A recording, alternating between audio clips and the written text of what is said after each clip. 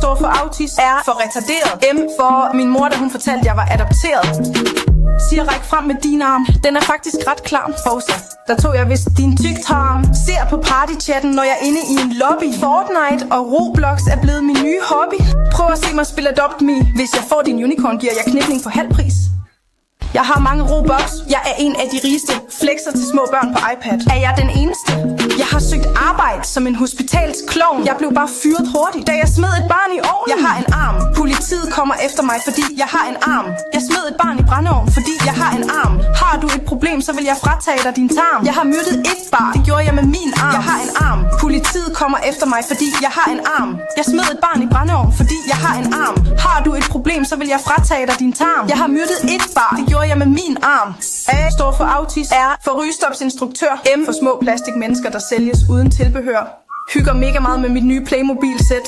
Jeg leger